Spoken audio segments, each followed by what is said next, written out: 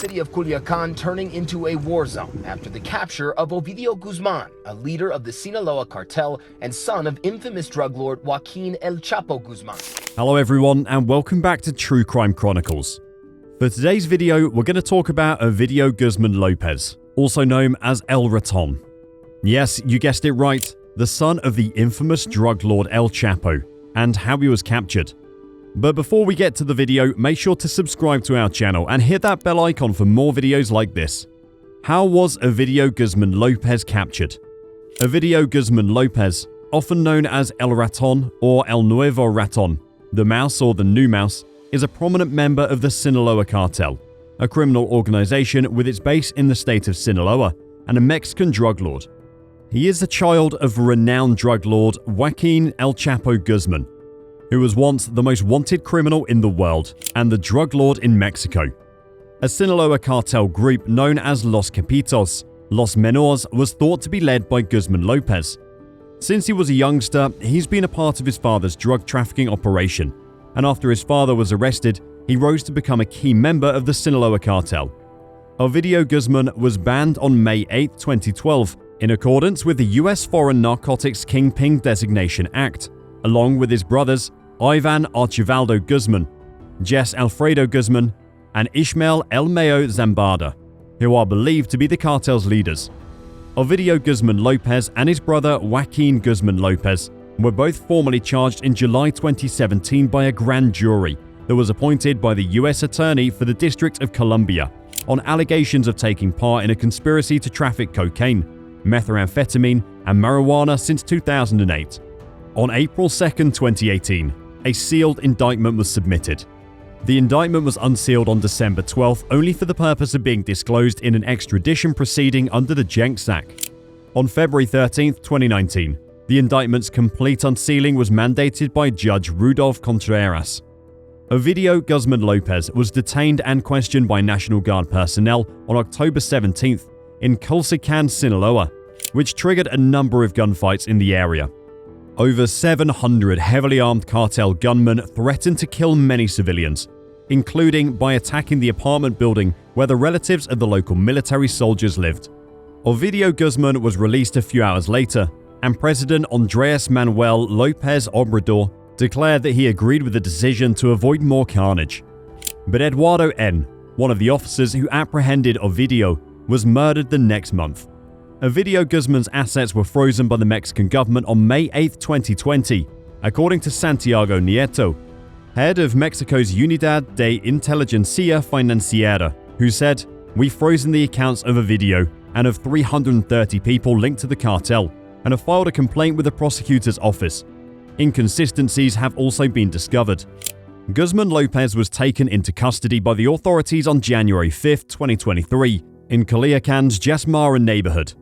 Defense Secretary Luis Crescencio Sandoval later confirmed the reports of his arrest, saying that members of the Army, National Guard, Secretariat of National Defense, and Secretariat of the Navy had apprehended him and were successfully transporting him to Mexico City, where he was then brought to the offices of the Attorney General's Special Prosecutor for Organized Crime.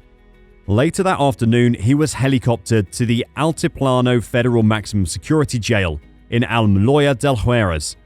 After the arrest, the Culiacan, Los Mochis, and Guasave, Sinaloa cities reported gunfire, roadblocks, and fires, according to the U.S. consul in Hermosillo. Governor Ruben Roca Moya issued a warning for people to take cover. The consul reaffirmed the Department of State's highest-level travel advisory, which strongly advises against visiting Sinaloa. Culiacan International Airport was shut down as a result of unrest following Guzman Lopez's capture, when a passenger airliner was shot at. After two vehicles were attacked on Highway 15, close to the Ciudad Obregón in adjacent Sonora, Aeromexico diverted planes away from other Sinaloa regional airports and cancelled flights from that city's airport as well. Several businesses and banks around the state declared temporary closures, and there have been reports of looting in several areas of Culiacan. Early reports of injuries stated there had been 2 police officers killed and 18 wounded. In Esquinapa, Sinaloa, cartel members ambushed and killed a military colonel and his 4 escorts. If you're enjoying this video, please do like and subscribe so you never miss another video. He's thought to be the current commander of his father's former cartel. Gang members who were enraged stormed a nearby airport, blocked roads and set cars on fire. Gunfire struck 2 aircraft, one of which was about to take off. 3 airports in Sinaloa saw the cancellation of more than 100 flights. 18 persons, according to the state governor, were admitted to the hospital. According to Defense Minister Luis Crescencio Sandoval, Mr. Guzman Lopez, also known by his alias the Mouse, is charged with running a division of his father's infamous Sinaloa cartel. It is one of the world's biggest organizations involved in drug trafficking. His father, Joaquin El Chapo Guzman, was convicted of drug trafficking and money laundering in 2019 and is currently receiving a life sentence in the US. Some of the gruesome details of the Mexican drug gang's operation were made public during his trial. US officials supported the 6-month surveillance operation to capture Mr. Guzman Lopez, said Defense Minister Sandoval. Social media videos revealed burning buses obstructing traffic in Culiacan. Gunfire struck the aircraft of a jet Thursday morning as it was getting ready to take off from the Culiacan to Mexico City, according to Mexican airline Aeromexico.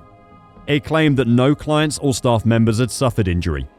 In what looks to be a social media video, passengers can be seen hunched down and trembling in their seats. As we were accelerating for takeoff, we heard gunshots very close to the plane, and that's when we all threw ourselves to the floor, one of the plane passengers, David Tellez, told Reuters news agency.